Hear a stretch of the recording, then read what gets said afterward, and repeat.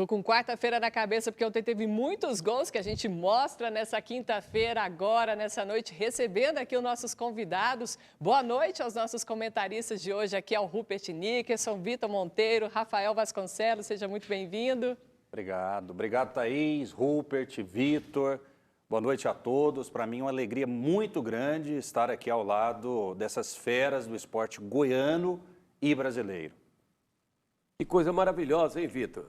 O Rafael Vasconcelos, brilhante comentarista, apresentador de televisão por um longo tempo, de volta conosco aqui, nos dando esse prazer maravilhoso. Ele sabe tudo de TV, viu, Thaís? Professor, né? Diga-se de Professor passagem.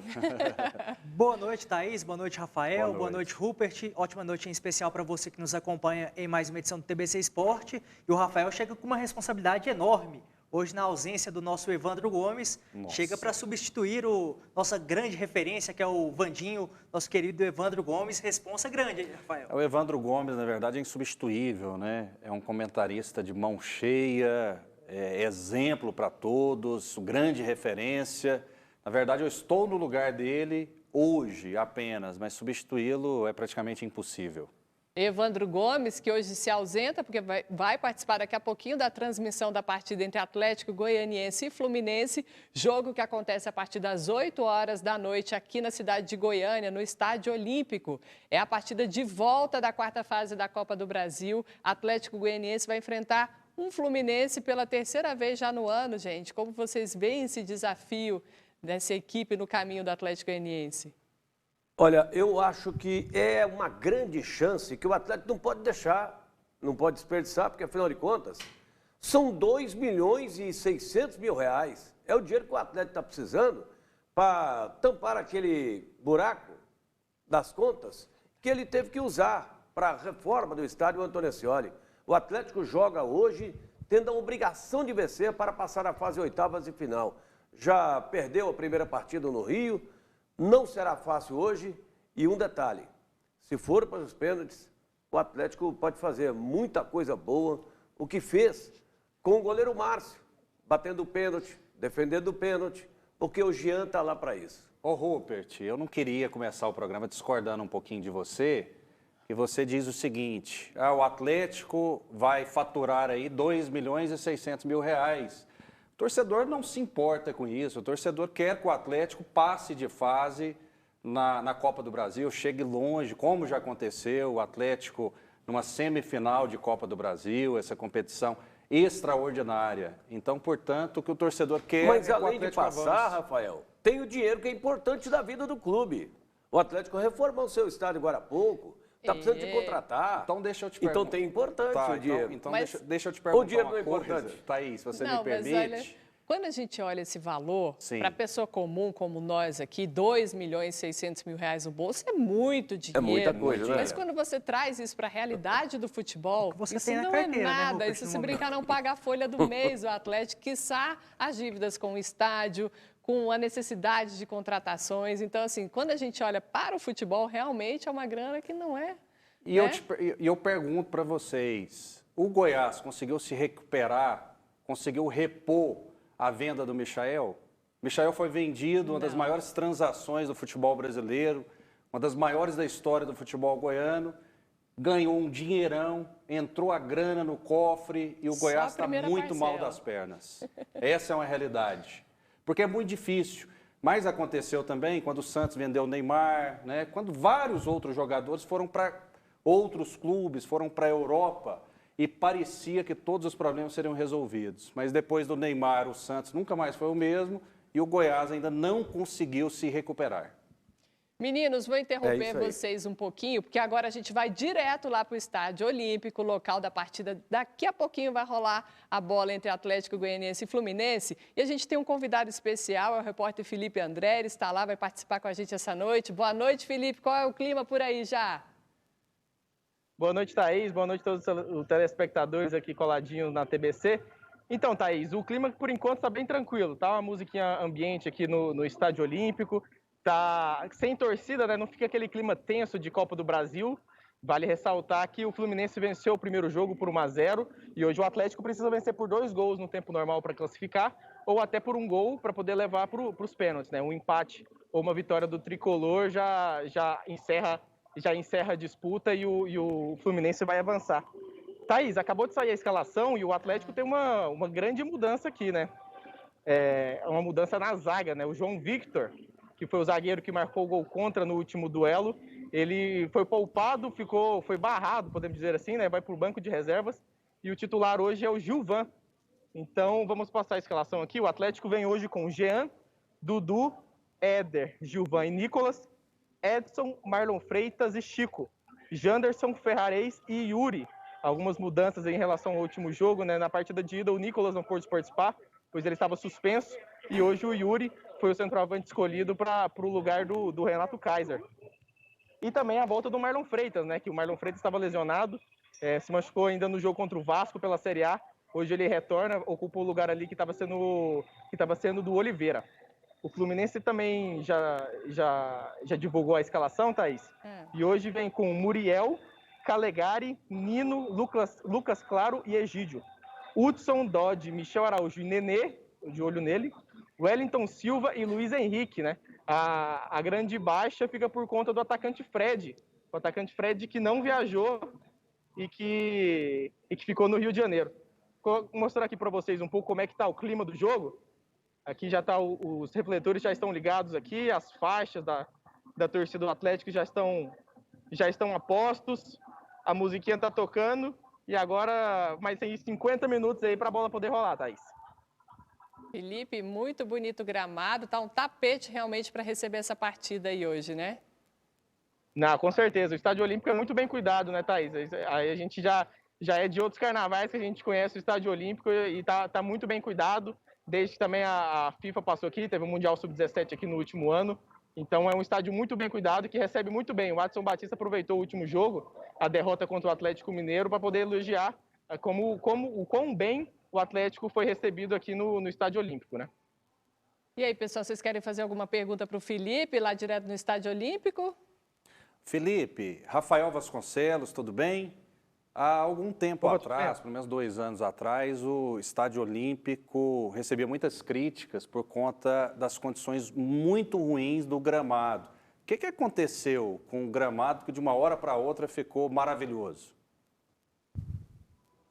Cara, não é muito bem assim de uma hora para outra, né? Acho que a gente pode falar mais do investimento que tem sido feito aqui no Estádio Olímpico, né?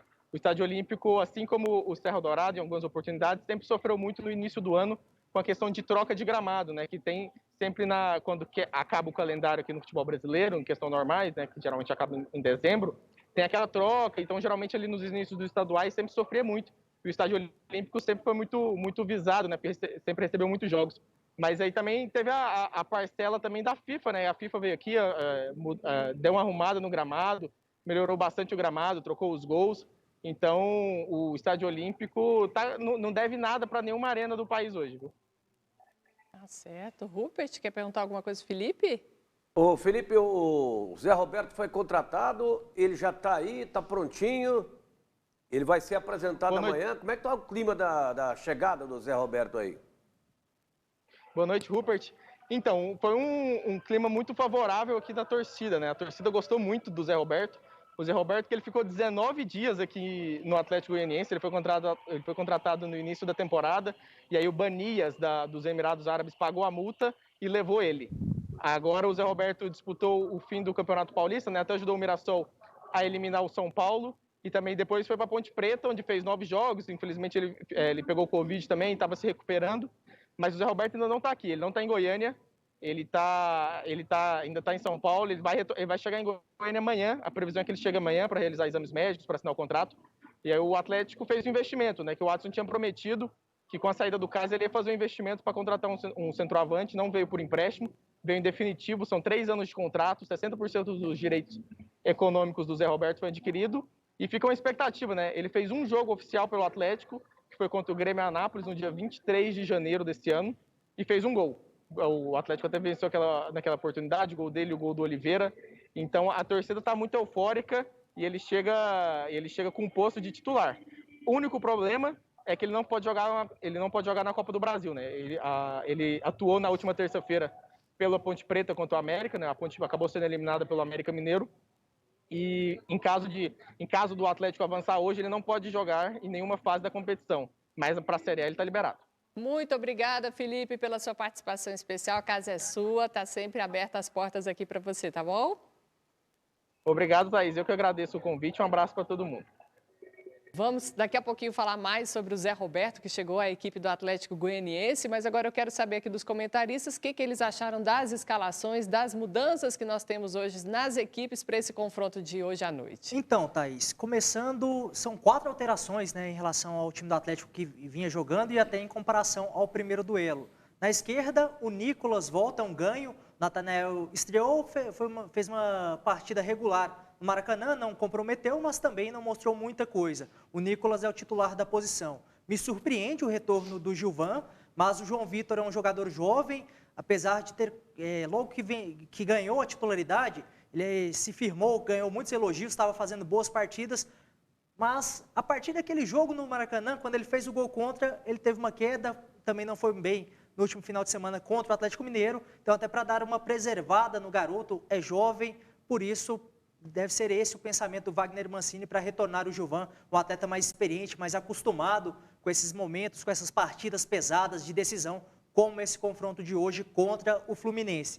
No ataque, como a gente já estava esperando, desde a saída do Kaiser, ainda sem o Zé Roberto, que a gente vai tratar daqui a pouco, tem o Yuri, é um jogador de maior mobilidade. O Yuri não fica muito preso ali entre os zagueiros, ele cai muito pelas pontas, então o Atlético ganha um pouquinho nessa mobilidade, mas não tem um faro de gol tão apurado quanto o Kaiser. Mas espero um Atlético propondo o jogo, sendo mais agressivo do que foi na última semana, quando perdeu no Maracanã. Era o que se esperava, Rupert, essas mudanças?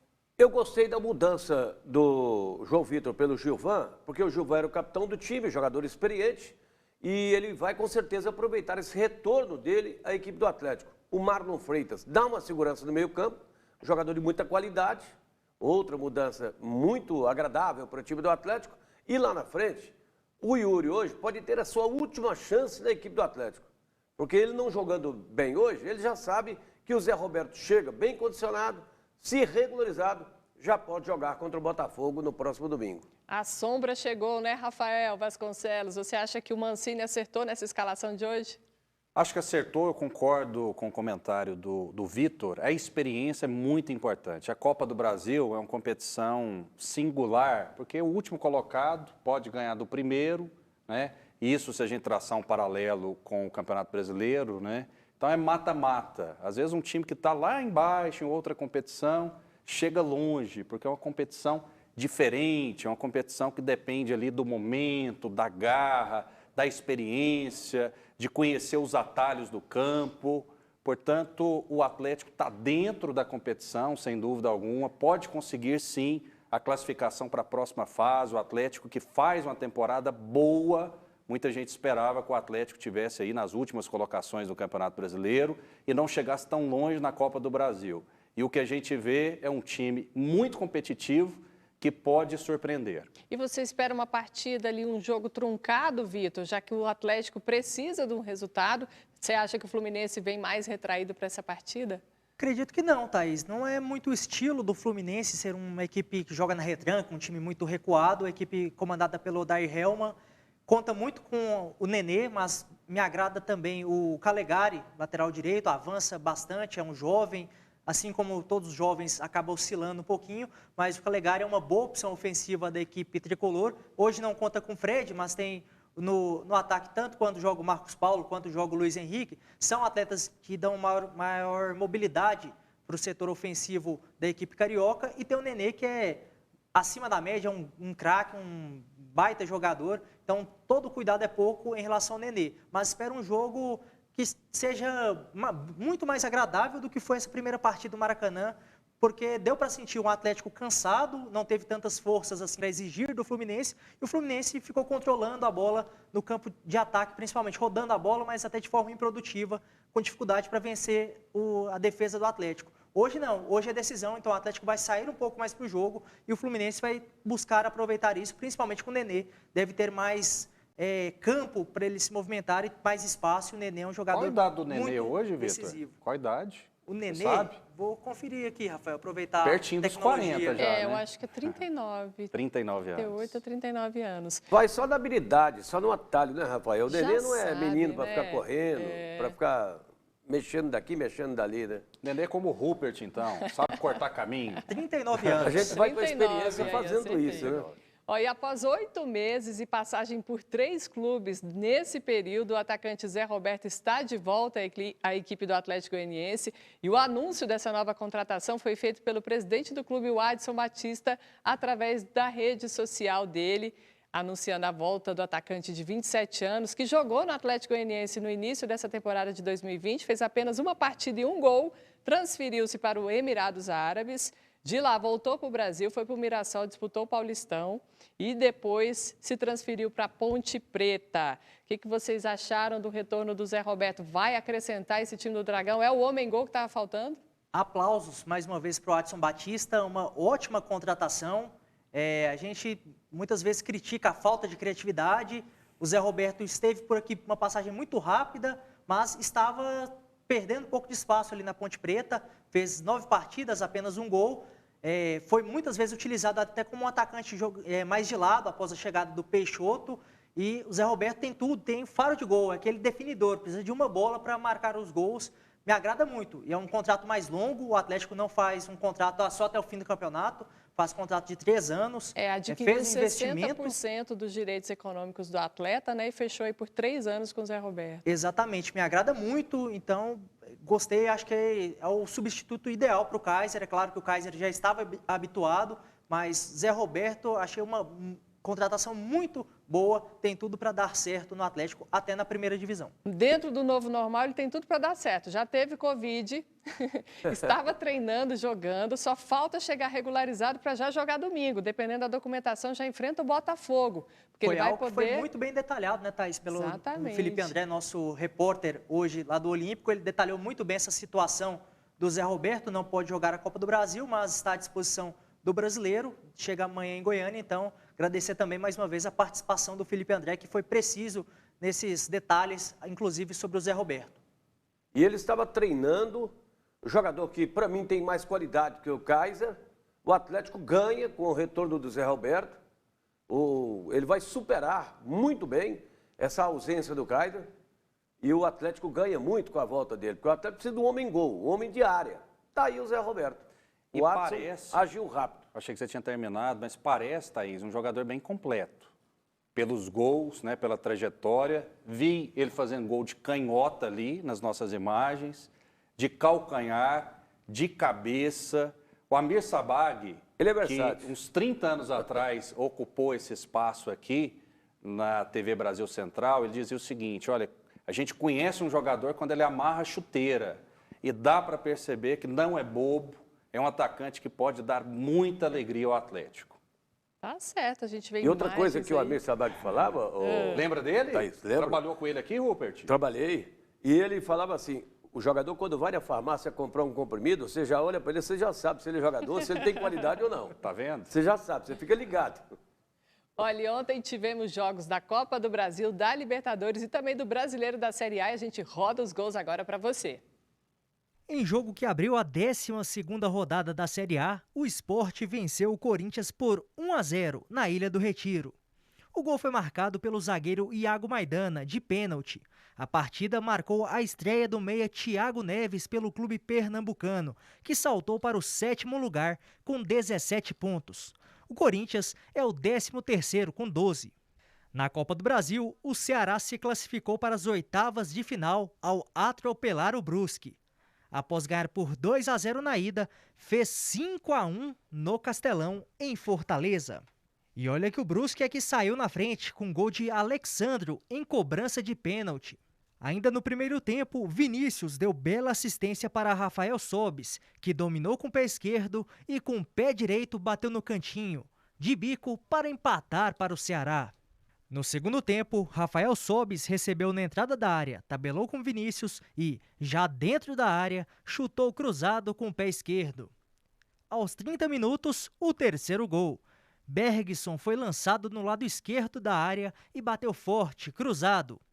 Pouco depois, Ayrton tentou cortar após cruzamento da esquerda e marcou contra. Quem fechou o placar foi o zagueiro Thiago, de cabeça, completando o escanteio cobrado da direita. Cabeçada forte para decretar. Ceará classificado 5, Brusque eliminado 1. O outro classificado da quarta-feira na Copa do Brasil foi o Botafogo, que levou a melhor em um clássico carioca. O time da Estrela Solitária havia vencido na ida por 1-0 e ontem segurou um empate sem gols com o Vasco em São Januário. Pela Libertadores, o Palmeiras ficou no 0-0 com o Barcelona de Guayaquil, no Equador. O resultado deixa o clube paulista pertinho da classificação, com 10 pontos e na liderança do Grupo B. Precisa de um empate para carimbar a vaga para a segunda fase. Quem também está perto da classificação é o Atlético Paranaense. Na Arena da Baixada, o Furacão venceu o Colo-Colo por 2-0, com 2 gols contra da equipe chilena. Logo no início do duelo, aos 6 minutos, após cobrança de escanteio da esquerda, Campos venceu disputa contra Pedro Henrique, mas cabeceou contra a própria meta. Aos 13, Citadini invadiu a área, chutou rasteiro cruzado, o goleiro deu rebote e Suazo, na dividida com Eric, mandou para as redes. A partida marcou a estreia do meia Jorginho, ex-Atlético Goianiense, pelo Furacão, que chegou aos 9 pontos na liderança do Grupo C. No confronto mais aguardado da noite de Libertadores, o Grêmio mostrou que segue soberano diante do grande rival. Em pleno Beira-Rio, bateu o Internacional por 1-0. O gol foi do jovem PP, que recebeu na entrada da área e chutou no canto esquerdo de Marcelo Lomba. O Inter lidera o Grupo E, com 7 pontos, mesma pontuação do Grêmio, que está em segundo lugar por ter pior saldo de gols. Viu aí a rodada movimentada, o que vocês sentiram e gostaram do que viram? Ontem a gente já destacou a soberania do Grêmio recente, né, no Grenal, já completou 10 Grenais sem perder para o Inter, e a gente falou o tamanho do peso da rivalidade em todo o Brasil, mas no Grenal é ainda maior. E o Inter já não vence o Grêmio há mais de 2 anos, o Renato é fanfarrão, né, na coletiva, ele falou, vocês não ficavam falando que o Inter esse ano ia? O Grêmio continua mandando aqui no Rio Grande do Sul e o Grêmio segue soberano. Mais uma vez, todo mundo achava que o Inter ia conseguir. O Grêmio não está tão bem assim nessa temporada, com muitos jovens oscilando bastante e ainda assim, chega no Grenal, o Grêmio consegue superar, faturar contra o seu maior rival e Atlético Paranaense, curioso, né, Thaís? 2 gols contra na partida, no começo.